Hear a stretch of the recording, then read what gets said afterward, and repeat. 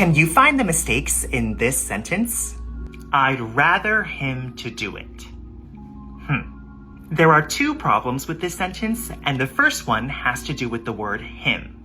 When we use rather to talk about what we want someone else to do, the second subject has to be a subject pronoun like he or she, not him or her. Also, we don't use the preposition to with rather, so we need to say, I'd rather he do it. But notice that we're saying he do and not he does. When we use would rather and the second subject is he, she, or it, we always have to use the subjunctive mood. So we say, I'd rather he go first, I'd rather she come home early, and I'd rather it be sunny than cloudy. However, in British English, you might hear people use the past tense more often with would rather and a second subject and say, I'd rather he didn't.